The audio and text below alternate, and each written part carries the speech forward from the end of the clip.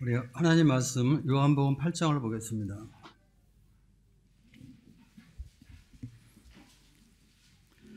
요한복음 8장 31절 32절입니다. 우리가 성경을 보면은 예수님을 믿었다고 하는데 믿지 않은 사람들을 있는 것을 많이 보게 됩니다. 이제 믿었다고 이제 본인은 생각했는데 그러나 이제 거듭나지 않았기 때문에 구원받지 않은 것이죠. 요한복음 2장 23절 24절에 보면은 주님께서 행하신 표적을 보고 많은 사람들이 예수님을 믿었다고 이렇게 기록이 되어 있습니다. 그런데 예수님이 그들을 신뢰하지 아니하고 그들을 의탁하지 않았다 하는 이런 말씀을 보게 됩니다. 왜 그러냐 하면 예수님을 믿었다고 했지만은 병을 치료하는 능력을 믿은 것이지 예수님을 하나님의 아들로 믿지 않았기 때문입니다. 예수님을 그리스도로 믿지 않았기 때문입니다. 예수님 당시 그 유대인들은 그 많은 사람들이 예수님을 믿었다고 이렇게 말을 했지만은 그러나 진실한 마음으로 믿은 것이 아니고 겉으로만 인정하는 그런 형식적인 믿음을 가졌기 때문에 그런 것입니다. 여기 지금 본문 말씀에도 주님께서 말씀하시기를 예수께서 자기를 믿은 유대인들에게, 지금 자기를 믿은 유대인들에게 지금 말씀하시는데 뭐라고 말씀하시냐면 너희가 내 말에 거하면 참으로 내 제자가 되고 진리를 알지니 진리가 너희를 자유롭게 하리라. 우리가 이 말씀을 생각해 보는 것은 예수님을 믿는 참 제자가 있고 또 예수님을 믿었다고 하지만은 예수님의 참 제자가 아닌 가짜 제자가 있다는 것을 우리가 이 말씀에서 생각을 해볼 수가 있습니다. 참 제자는 무엇입니까? 예수님을 하나님의 아들, 그리스도로 믿는 사람들입니다. 그것은 바로 성령님의 역사 속에서 거듭난 사람들이죠. 이 사람들이 참 제자이고 이 사람들이 참 그리스도인입니다. 그러면 가짜 제자는 무엇입니까? 제자가 아닌데 제자로 생각하는 사람들입니다. 예수 믿었다고 하는데 형식적인 믿음을 가진 사람들이죠. 특별히 요한복음에는 그런 사람들이 상당히 많이 기록이 되어 있는 것을 보게 됩니다.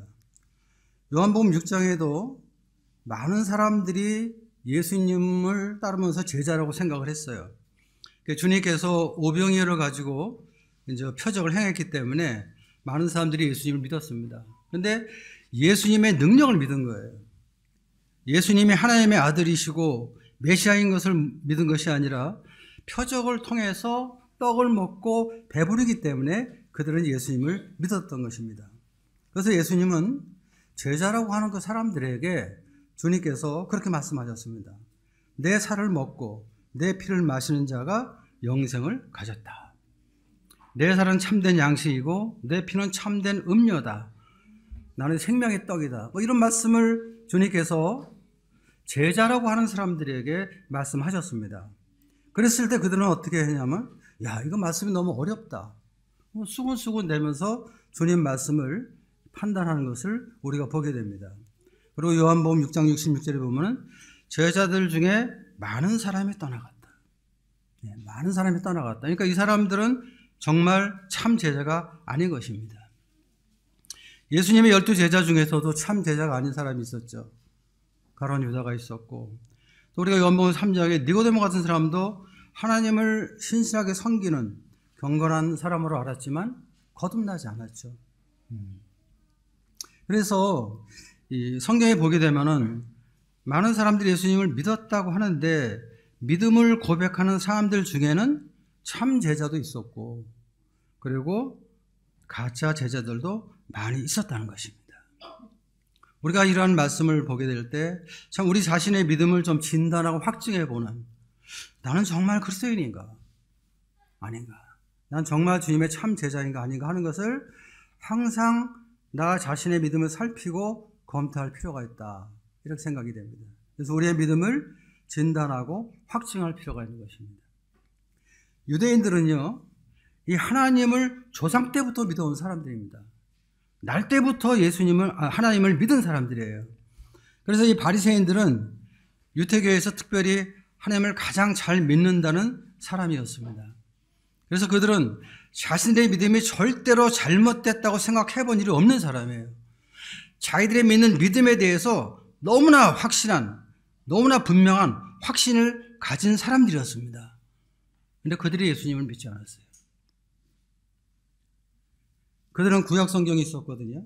근데 구약 성경이 통해서 구약 성경이 증거하고 있는 메시아를 알 수 있었는데, 근데 구약 성경에서 증거하고 있는 예언된 메시아가 오셨는데, 그분이 예수 그리스도잖아요.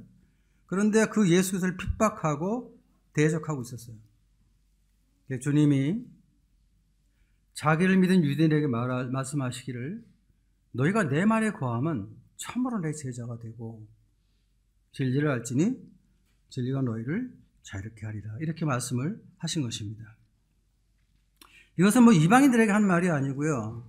하나님을 잘 믿는다는 유대인들, 특별히 바리새인들, 서기관들, 장로들, 이런 사람들에게 주님이 하신 말씀입니다. 그럼 참 제자가 무엇일까요? 주님께서 말씀하신 참 제자는 첫 번째 생각해 볼 때, 너희가 내 말에 거하면, 참 제자는요, 예수님 말씀에 계속 거하고 있는 사람이 참 제자입니다. 우리가 이 거듭나게 되면 여러 가지 특징이 나와 있는데, 그 중에 한 가지 뭡니까? 우리가 거듭나게 되면은 하나님의 말씀을 사모한다는 것입니다. 그리고 말씀을 가까이 한다는 것입니다. 이 참 제자는 말씀을 따라서 순종하면서 살아가려고 하는 사람들입니다. 그러니까 말씀이 없으면 살 수 없는 사람들이에요. 주님께서 그렇게 말씀하셨죠. 사람이 떡으로만 사는 것이 아니요 내 배에 나오는 모든 말씀으로 산다. 그러니까 사람은 음식을 먹지만 그것은 이제 육체의 양식입니다. 근데 이제 구원받은 사람들, 거듭난 사람들에게는 영혼의 양식이 필요하죠. 그래서 이 주님 말씀을 사모하거든요. 그 말씀을 듣고 또 가르침을 받고 또 순종하는 이런 삶을 살고자 하는데, 왜 그래요? 구원받았기 때문에 그런 것입니다. 구원받지 않으면 우리가 뭐 주님 말씀에 순종하려고 하겠습니까?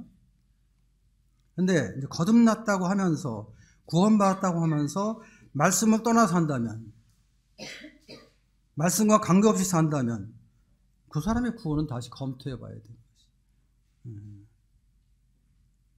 요한복음 5장 38절에 보면 그런 말씀이 있습니다. 말씀이 너희 속에 거하지 아니하니 이는 그가 보내신 이를 믿지 아니함이라.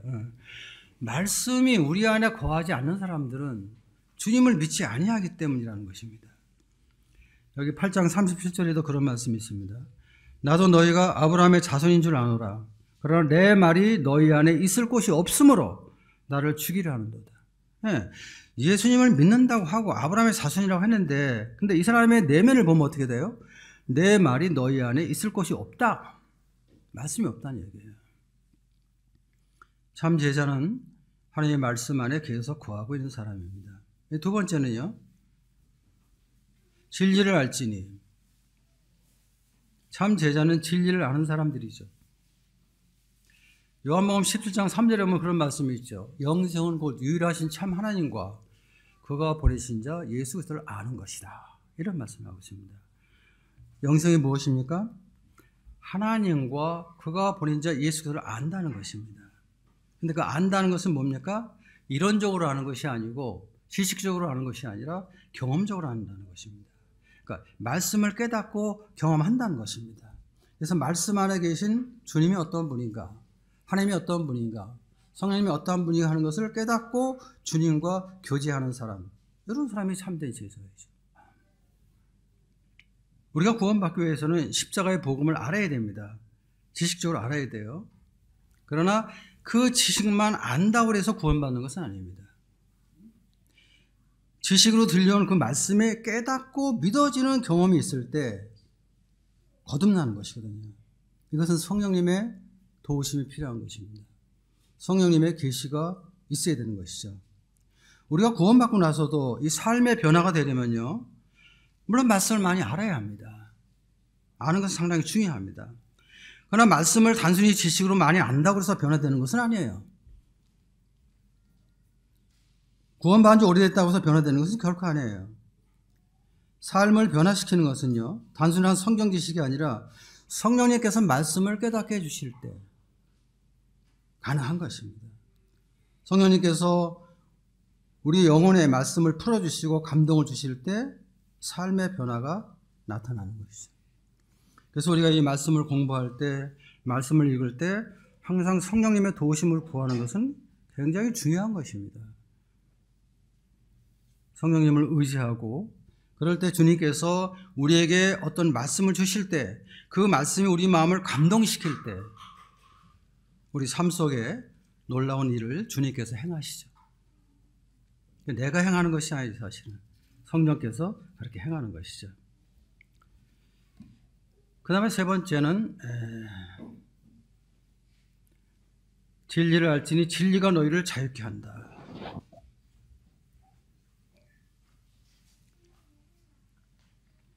이 진리 안에서 자유함을 누리는 사람, 여기서 자유함을 누린다는 것은 죄에 대해서 자유함이 있는 것이죠.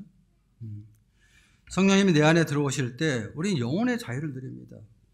죄의 심판으로부터 구원받은 것을 확실히 깨닫게 되고 비로소 마음의 평안을 누리죠. 우리 영혼의 평안을 누리죠.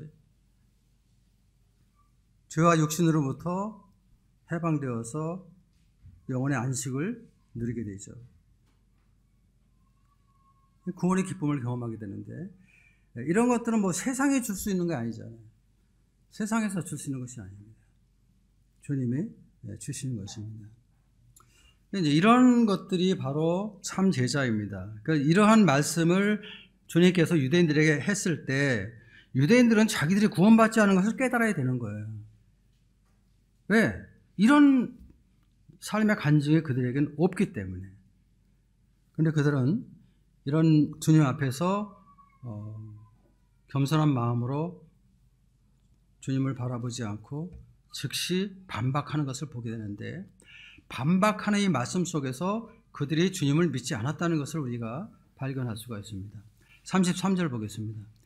그들이 대답하되 우리가 아브라함의 자손이라 남의 종이 된 적이 없거늘 어찌하여 우리가 자유롭게 되리라 하느냐. 주님께서 진리가 너희를 자유롭게 한다고 말씀하셨을 때 이들은 그 말씀 앞에서 자신을 돌아보기보다는 주님 앞에 대꾸했어요. 반박을 했어요. 첫 번째 뭐라고 하냐면 우리는 아브라함의 자손이다. 유대인들은 아브라함의 자손인 것을 자랑스럽게 생각했죠. 지금도 그래요. 뭐 이스라엘 백성뿐만 아니라 아랍 사람들도 마찬가지입니다. 아브라함의 자손이라는 것을 굉장히 자랑스럽게. 제가 예루살렘 방문했을 때 거기 그 장사하는 분들하고 이렇게 얘기를 좀 했는데 그들이 하는 말이다. 우리는 아브라함을 사랑한다. I love Abraham. 나도 아브라함을 사랑한다니까 아주 반갑다고 악수하고 막 그래요. 그런데 아랍의 그 국가에 있는 사람들도 다 마찬가지입니다. 다 아브라함을 사랑합니다.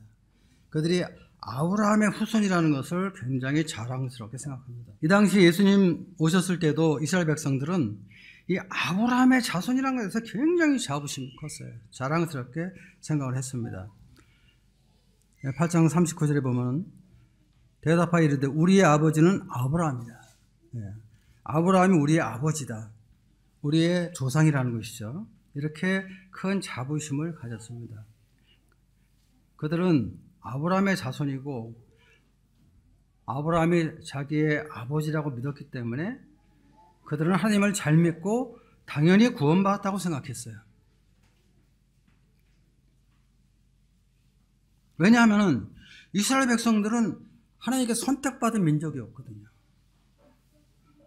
그리고 그 당시 유대인들은 바로 선택받은 아브라함의 후손들이었어요.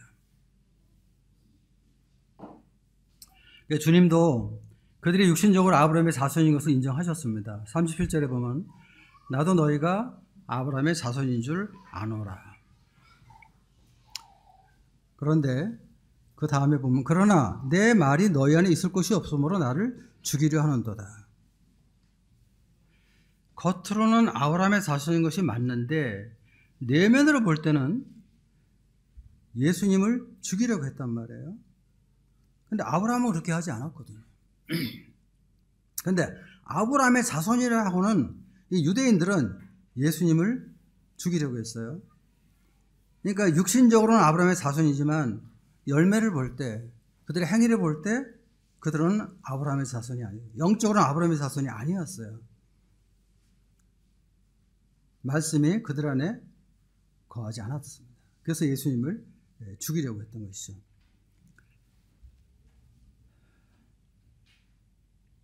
(39절) 보겠습니다. 대답하여 이르되 우리 아버지는 아브라함이라 하니 예수께서 이르되 너희가 아브라함의 자손이면 아브라함의 행한 일을 할 것이거늘 지금 하나님께 들은 진리를 너희가 말한 사람이 나를 죽이려 하는도다. 아브라함은 이렇게 하지 아니하였느니라. 아브라함의 자손이라고 말은 하는데 그들의 행동을 보면은 반대였어요. 주님께서 그들의 믿음을 인정하지 않은 것을 우리가 보게 됩니다. 아브라함의 자손처럼 살지 않았어요. 행동하는 것을 보면은 아주 반대였거든요. 두 번째, 이 사람들이 뭐라고 반박했냐 하면은 33절에 보면 남의 종이 된 적이 없거늘 어찌하여 우리가 자유롭게 되리라 하느냐. 우리가 남의 종이 된 일이 없다. 이렇게 하면서 이제 예수님의 말씀을 반박하는 이런 것을 우리가 이 말씀에서 보게 됩니다. 사실 역사적으로 볼 때 이스라엘 백성들은 종살이를 많이 했죠. 우리가 잘 아는 출애굽, 애굽에서 한 400년 동안 종살이도 했고, 또 이스라엘 왕국이 건설된 다음에 남북으로 갈라진 다음에 북왕국 이스라엘은 아시리아에서 망했고 남왕국 유다는 바벨론에 의해서 70년 동안 포로로 붙잡혀 있었죠. 그러고 나서 그 이후에도 페르시아, 그리스, 그리고 예수님이 계셨을 당시는 로마의 지배하에 있었어요.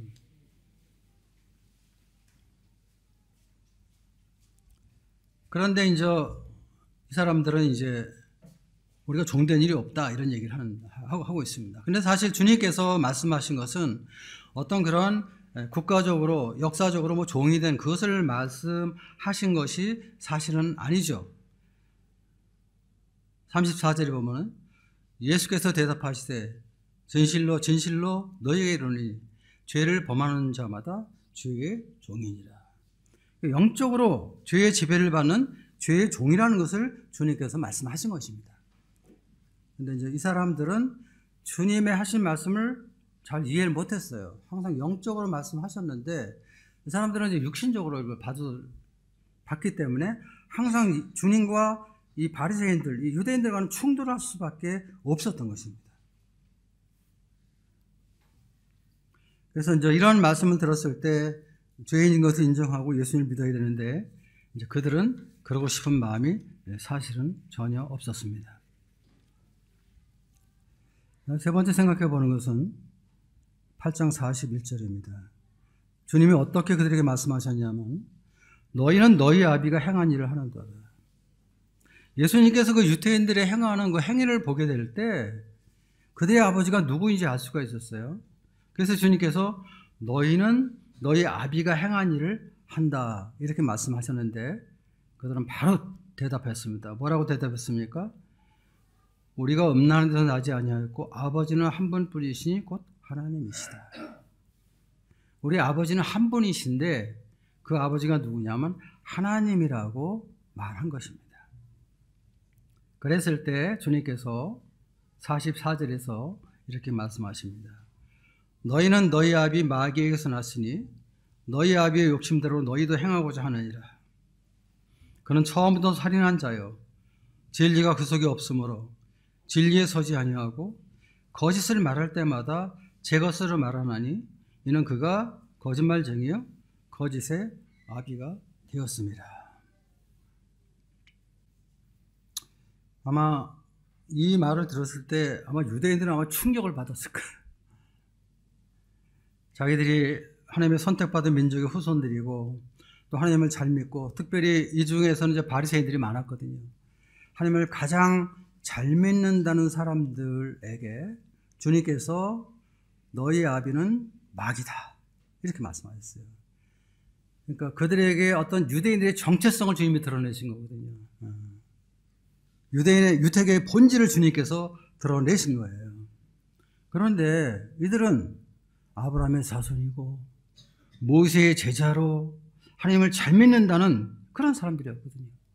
바리새인들, 서기관들, 장로들인데 그들에게 주님께서 너희 아비는 마귀다. 하나님이 아니다. 분명하게 주님께서 말씀하셨어요. 사실 이 사람들도 사탄에게 속고 있는 거거든요. 오늘날도 기독교라고 하는 종교가 예수 믿는 사람들을 핍박하고 또 역사적으로 볼 때 이 기독교라는 종교가 구원받은 사람들 수없이 죽였습니다.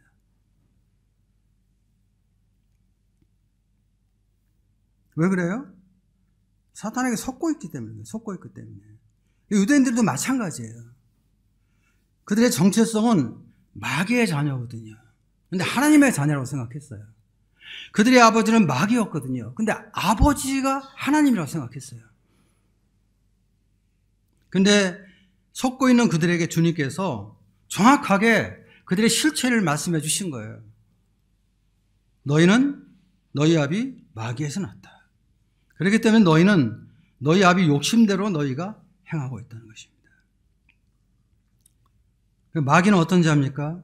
마귀는 처음부터 살인한 자다. 처음부터 살인한 자다.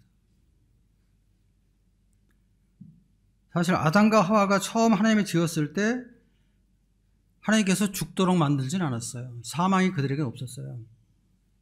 그런데 마귀가 하와를 범죄하게 함으로 인해서 사망이 들어온 것입니다. 그래서 온 인류에게 사망이 들어온 거예요. 그리고 우리가 범죄하게 하기 위해서 어떻게 했어요? 거짓말했단 말이에요. 거짓말. 거짓을 말할 때마다 제 것으로 말하느니 이는 그가 거짓말쟁이요 거짓의 아비였다. 최초의 거짓말쟁이가 누굽니까? 마귀예요. 에덴 동산에서 하나님께서 선악을 알게 하는 나무 열매를 따먹지 말라고 그랬잖아요. 왜? 먹으면 죽으니까. 정령 죽으리라. 반드시 죽으리라. 그런데 이걸 누가 거짓말했어요? 사탄이. 죽지 않는다. 결코 죽지 않는다. 그리고 네가 지식을 아는데 하나님처럼 된다 이렇게 얘기를 하잖아요.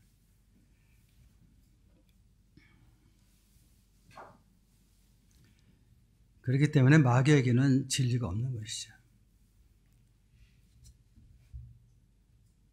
8장 45절에 보면 내가 진리를 말함으로 너희가 나를 믿지 아니한다. 좀 이렇게 말씀하시고 47절을 보면 하나님께 속한 자는 하나님의 말씀을 듣다니 너희가 듣지 아니하면 하나님께 속하지 아니했다. 이러면서 이제 주님께서 그들이 하나님을 믿지 않는 것을 분명하게 말씀하는 것을 이 말씀에서 우리가 보게 됩니다. 참 유대인들은 그 이스라엘 민족의 조상인 아브라함의 후손이잖아요. 그래서 스스로 하나님 자녀라고 굳게 믿고 있었단 말이에요. 또 하나님을 잘 믿는다고 정말 확신했단 말이에요. 그런데 예수님은 유대인들을 향해서 너희가 하나님을 믿는 것이 아니다. 마귀를 믿고 있고 마귀를 따르고 있고 마귀의 자녀라고 말했어요.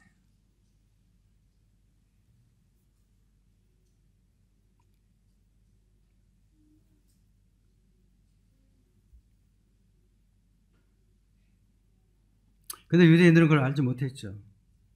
완전히 속고 있었던 거예요. 영적 소경이에요. 우리도 구원받기 전에 그랬었죠. 완전히 율법 아래에 있는 종교 아래서 완전히 속았었죠. 열심히 율법 잘 지키고 하나님 앞에 헌신하고 교회 봉사 많이 하고 그럼 구원받은 걸로 살았죠. 그게 아니잖아요. 지금도 그렇잖아요. 지금도 이 기독교가 종교화된 그런 곳에서는 행위를 강조하는 거예요. 율법을 강조하는 거예요. 마치 인간의 행위로 구원받을 수 있는 것처럼. 이것은 하나님의 말씀이 아니죠. 우리가 원당교회에서 복음 듣고 침례받았다고 해서 다 구원받았다, 그렇게 생각할 수 없어요. 우리 가운데도 가짜가 있을 수 있어요. 우리가 잘못 분별해서 영접할 수가 있어요. 그래서 항상 우리는 주님 앞에서 우리 자신의 믿음을 항상 시험하고 확증하는 게 필요한 거예요. 유대인들이 예수님 믿지 못한 이유를 한번 좀 생각해 보겠습니다. 8장 43절입니다. 어찌하여 내 말을 깨닫지 못하느냐? 이는 내 말을 들을 줄 알지 못함이로다. 자, 이 사람들이 예수를 믿지 못한 것은요, 말씀을 깨닫지 못했단 말이에요. 말씀을 많이 알았지만 예수님과 유대인 사이에 큰 문제가 있었는데, 그것이 뭐냐 하면은 유대인들은 예수님이 누구인지 정확히 알지 못했어요. 구약성경을 가지고 있으면서도 구약성경에 예언된 메시아가 예수님이신지 그들은 깨닫지 못했다는 말이에요.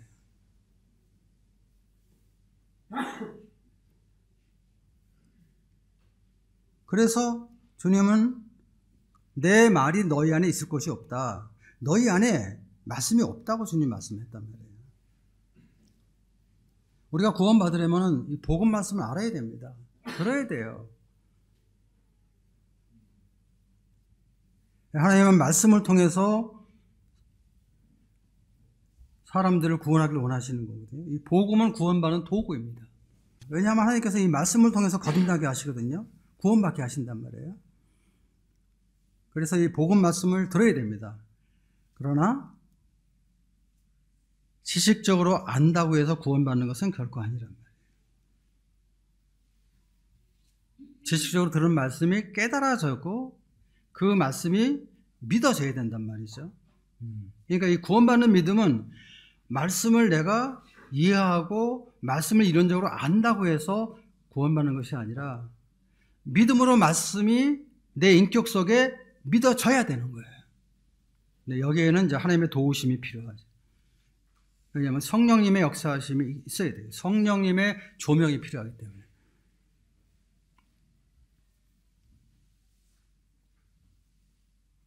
근데 이들은 주님 말씀을 깨닫지 못했어요. 말씀을 많이 알았어요. 또 말씀을 많이 가르쳤어요. 그렇지만 그 말씀을 깨닫지 못함으로 인해서 구원받지 못한 것입니다. 오늘날도 마찬가지입니다. 기독교 안에 다니는 많은 그 종교인들이 말씀을 몰라서 구원받지 못하는 거 아니에요. 말씀은 지식으로 다 알아요. 그런데 그 말씀을 깨닫지 못하기 때문에 그 말씀이 믿음으로 내 안에서 역사하지 못하는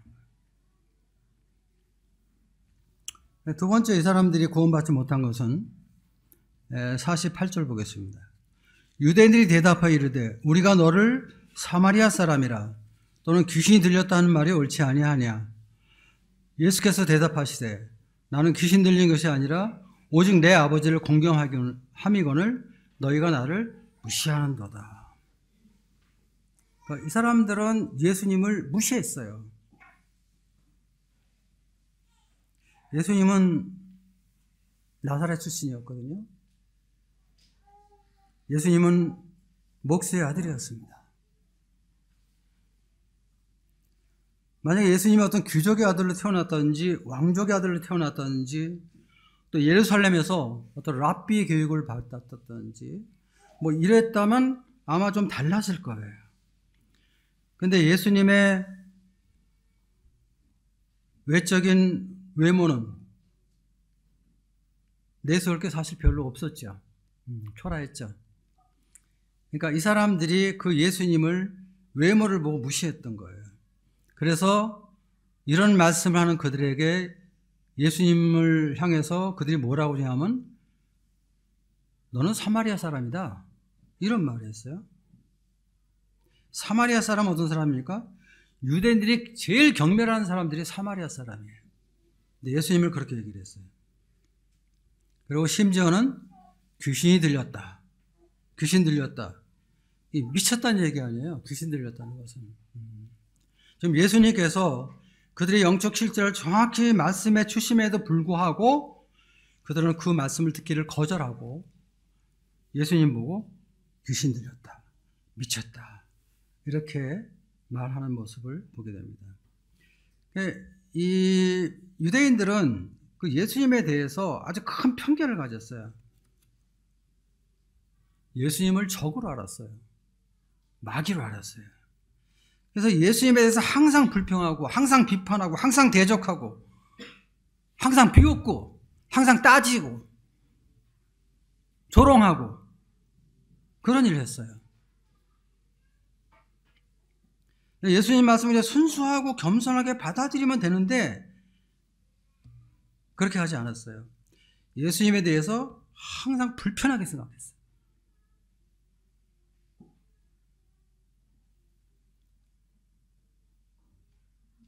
우리가 성경에 보게 되면 예수님이 하시는 말씀이 굉장히 능력 있고 권위 있게 선포됐습니다. 많은 사람들이 놀랬거든요. 그리고 많은 사람이 인정하고 예수님을 따라다녔어요.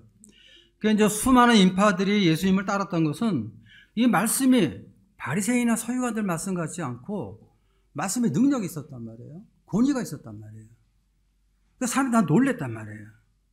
이들의 예수님의 외모를 볼 때 그런 말을 할 만한 위치가 아니거든요. 그래서 많은 사람이 따랐는데 예수님의 말씀은 모세보다 더 권위가 있었고 솔로몬의 지혜보다 더 컸거든요. 그러나 바리새인과 서기관들은 예수님의 말씀을 인정하지 않았어요. 안 받아들였어요. 뒤에서 수근거리고 공격적으로 말하고 따지고 시비 걸고 그렇게 접근했죠. 참 안타까운 거예요. 그러니까 우리 마음밭이 그렇게 강팍해서는 안 되는 거예요. 우리가 이 교제할 때 뭐 이렇게 따지고 뭐 조롱하고 사람을 뭐 무시하고 그래서는 안 되는 거예요. 이 사람들은 마음이 강팍한 거예요. 사실 이 유대인들은 이 성육신하신 하나님의 아들을 직접 본 거잖아요. 우리는 못 봤지만, 우리는 못 보고 믿었어요, 우리는. 이때 이 사람들은 예수님을 직접 봤단 말이에요. 또 그 예수님 앞에 직접 말씀 들었단 말이에요. 그리고 예수님이 행하는 많은 표적을 직접 봤단 말이에요. 그러면서도 그들은 예수님을 믿지 않았단 말이에요. 하나님의 아들 예수님을 무시했단 말이에요.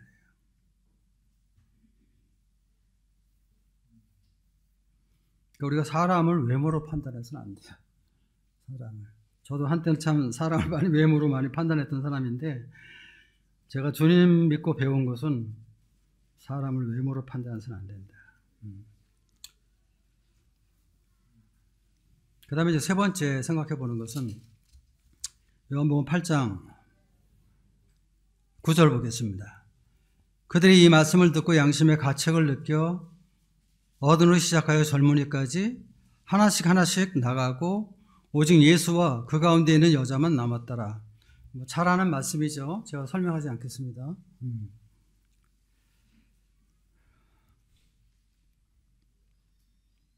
이 사람들이 대낮에 가늠한 여자를 심판하기 위해서 이 앞에 데리고 왔어요.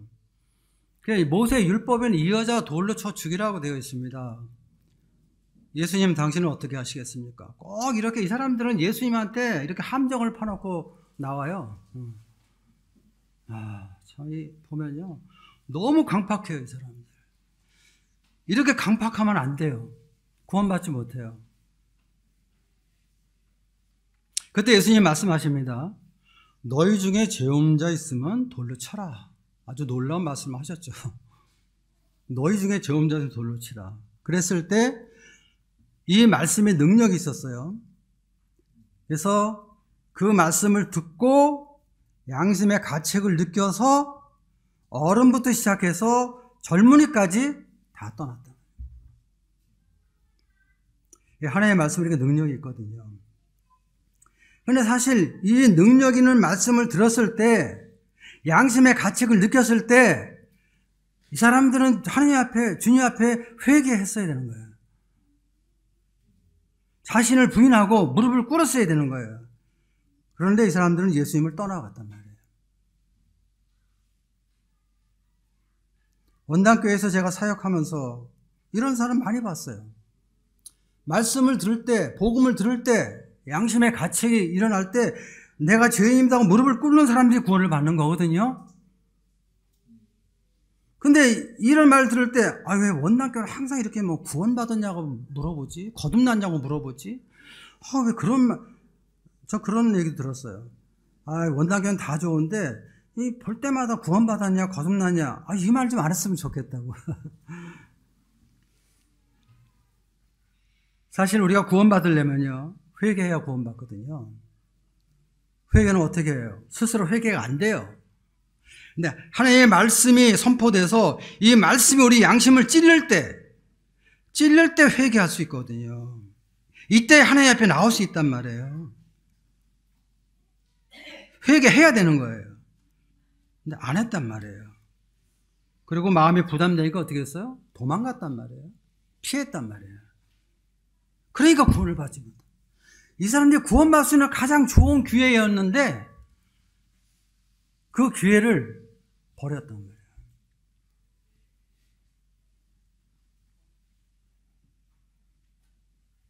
안타깝죠. 가룟 유다가 예수님을 팔았죠. 은 30냥에 팔아먹었습니다.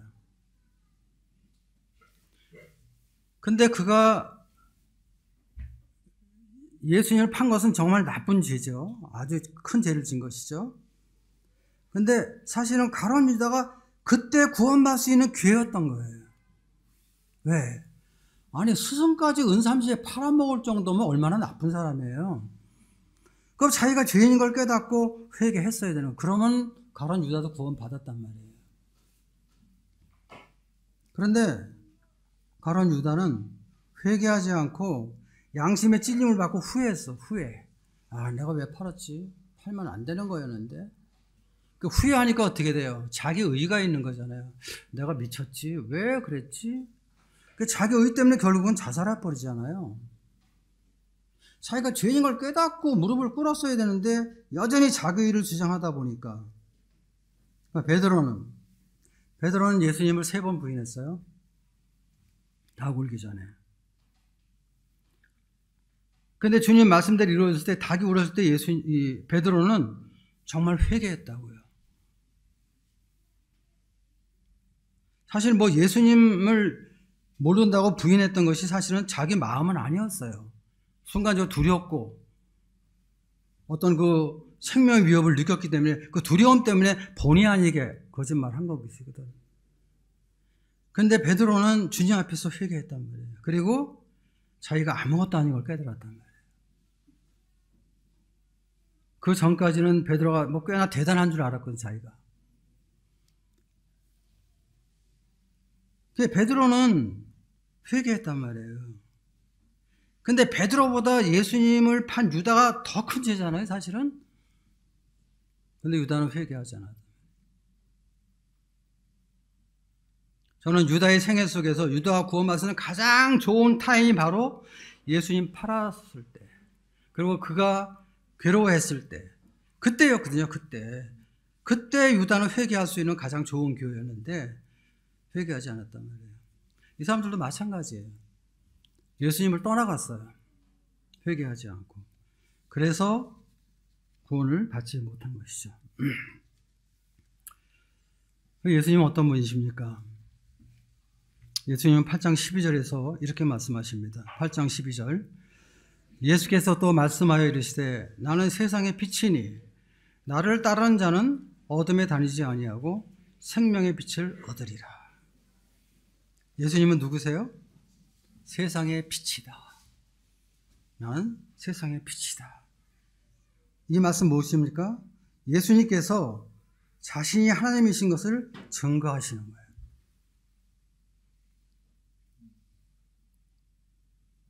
예수님은 스스로 이른다. 전능하신 하나님이심을 말씀하시는 거예요. 요한복음에 보면 예수님의 그 정체성을 나타내는데 이 상징적인 언어로 7가지를 표현하고 있습니다. 제가 지난번에도 말씀드렸죠. 요한복음 6장에서는 나는 생명의 떡이다 이렇게 말씀하셨습니다. 8장에서는 나는 세상의 빛이다 이렇게 말씀하셨어요.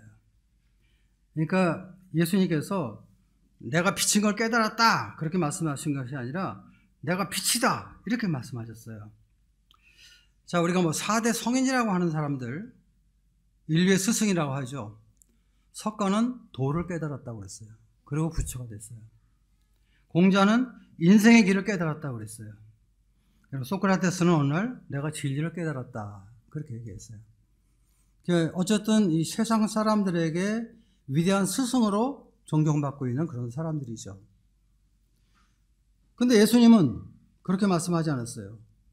내가 곧 길이다, 내가 곧 진리다, 내가 곧 생명이다, 내가 곧 빛이다, 이렇게 말씀하셨어요. 예수님은 내가 어느 날 내가 진리인 걸 깨달았다, 내가 빛인 걸 깨달았다, 이렇게 말씀하지 않았다니까요. 예수님은 내가 빛이다, 내가 진리다, 이렇게 말씀하셨어요. 왜? 예수님이 하나님이시기 때문에. 출애굽기 3장 14절에서 나는 스스로 있는 자다 그랬잖아요. I am that I am. 근데 그 스스로 있는 자가 누구인지를 말씀하지 않았는데 요한복음에서 말씀하는 거예요. 스스로 있는 내가 바로 세상의 빛이다, 내가 바로 생명의 떡이다, 이렇게 지금 말씀하고 있는 거란 말이에요. 또 여기 보면 또 놀라운 말씀이 하나 있는데 58절, 8장 58절. 예수께서 이르시되 진실로 진실로 너희에게 이르노니 아브라함이 나기 전부터 내가 있느니라. 자, 이 말씀 참 세상 사람은 이해할 수 없는 말인데요, 이게 상당히 놀라운 말씀입니다. 진실로 너희에게 이르노니 아브라함이 나기 전부터 내가 있느니라. 여기 내가 있느니라가 I am이거든요. 내가 있었느니라 이렇게 하잖아요. I was가 I am. 주님께서 하나님이신 것을 나타나고 있는 그런 말씀입니다. 그러니까 예수님은 베들레헴에서 출생하면서 시작된 게 아니란 말이에요. 세상은 그렇게 알고 있지만 아브라함이 나기 전부터 태초부터 계신 하나님이심을 주님께서 말씀하신 것이란 말이에요. 주님은 스스로 있는 자이시고 전능하신 하나님이신 것을 주님께서 스스로 말씀하신 것이죠. 이것은 뭐 거듭난 사람들이 이해할 수 있는 것이지 거듭나지 않으면 이건 이해할 수 없는 거예요. 깨달을 수 없는 겁니다. 성령님을 통해서 깨닫게 될 때 이제 믿을 수 있는 것이죠. 그럼 주님은 빛인데 세상은 뭡니까? 어둠에 다니지 아니하고 나는 세상의 빛이 나를 따른 자는 어둠에 다니지 아니한다. 그러니까 이 세상은 뭡니까? 어둠으로 보셨어요. 어둠. 이 세상, 우리가 사는 이 세상 굉장히 좋아 보이죠. 우리가 먹고 싶은 거, 하고 싶은 거, 우리가 원하는 거 다 있잖아요. 육신이 원하는 거. 그래서 굉장히 우리 좋아하잖아요. 근데 이 세상의 실체는 뭡니까? 어둠의 세력이 세상을 지배하고 있다고 주님 말씀하는 거예요. 그렇죠. 세상 임금은 사탄이니까. 이 세상의 미래는 밝지 않습니다. 오늘날 죄와 전쟁, 무슨 기근, 질병, 테러 이런 거는 지금 굉장히 불안하잖아요. 세계가 지금. 누가 우크라이나하고 러시아하고 전쟁할 줄 알았습니까? 그 우크라이나와 러시아로 전쟁으로 전 세계가 지금 경제적으로 어려움을 당하고 전 세계가 지금 간접적으로 직접적으로 고통을 받고 있잖아요. 앞으로 어떻게 될지 몰라요. 이 세상. 많은 사람들 갈 길 몰라 헤매고 있어요. 사실은. 세상의 미래는 밝지 않습니다. 왜? 대환난이 가까워오기 때문에. 대환난이 가까워오기 때문에 세상은 밝지 않아요. 그런데 이 어두운 세상에서 빛을 비추시는 분이 누구세요? 예수 그리스도이십니다. 나는 세상의 빛이다. 깜깜한 밤을 비추는 유일한 빛. 그분은 바로 우리가 믿는 예수 그리스도이십니다. 이스라엘 백성이 광야 생활할 때요.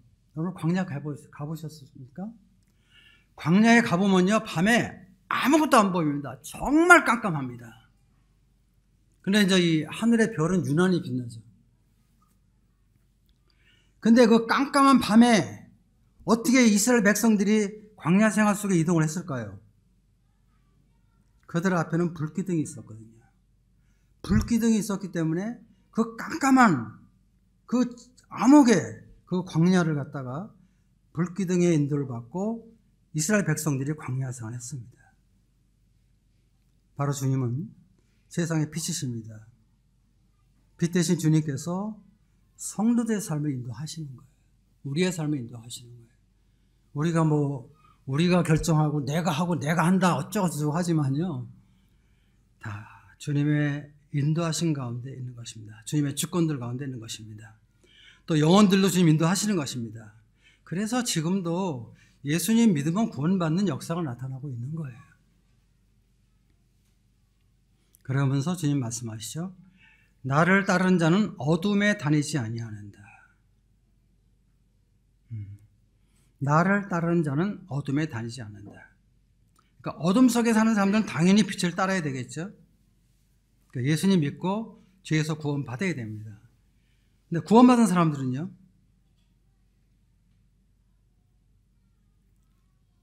나를 따르는 자는 어둠에 다니지 아니하고 생명의 빛을 얻으리라. 이 말씀이 우리 삶 속에 나타나야 되는 것입니다.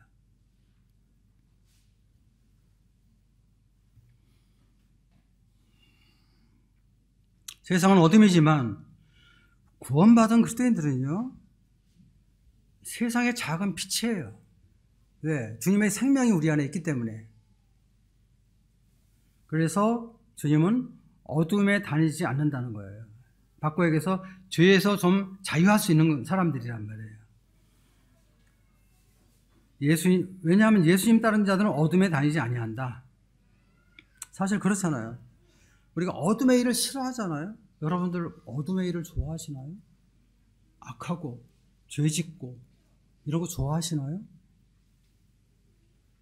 아니, 저는 싫어요. 제 마음속에 누구를 미워하는 마음도 일어날 때도 있고 원망하는 마음도 일어나는데, 그런 마음 일어날 때마다 참 싫어요.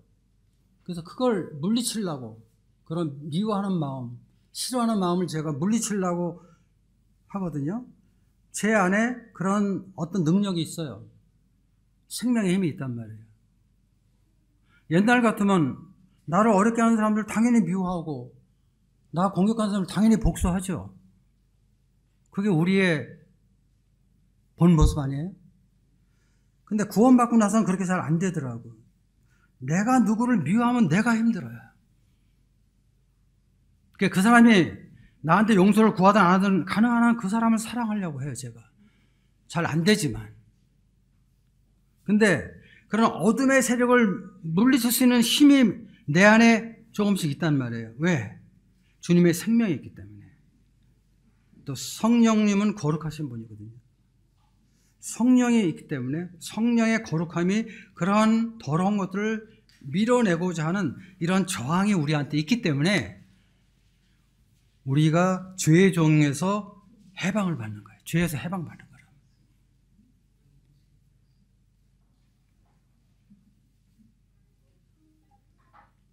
나는 세상의 빛이니 나를 따르는 자는 어둠에 다니지 아니하고 생명의 빛을 얻으리라. 생명의 빛, 주님으로부터 우리가 공급받아서 이렇게 살아가는 것이죠. 이것이 바로 구원받은 사람의 참 모습이죠. 그 덴마크의 유명한 철학자가 한 사람이 있죠. 퀴에르케고르라고. 유신론적인 실존주의 철학가인데요. 그 사람이 쓴 책에 그런 예화가 하나 있어요. 어떤 할아버지가 자기 손자를 데리고 어떤 무덤에 갑니다. 그러면서 얘기를 합니다. 야, 여기 네 아버지가 잠들어 있다. 너의 아버지는 전 모든 면에서 훌륭한 삶을 살았다. 그런데 한 가지 큰 잘못을 저지르고 세상을 떠나는데, 그것이 뭐냐면 네 아버지는 예수님을 사람의 아들로 믿었다. 예수님을 예수라고 믿었으나 그 예수가 그리스도인 것을 믿지 않았다. 이게 얼마나 슬픈 일이냐. 너는 예수가 그리스도이심을, 하나님의 아들이신 것을 반드시 믿어야 된다. 이것이 내가 너에게 부탁하는 마지막 말이다. 이런 예화가 있어요. 이 거듭나는 것, 구원받는 것이 얼마나 중요한가 하는 것을 비유로 말씀한 그런 말입니다.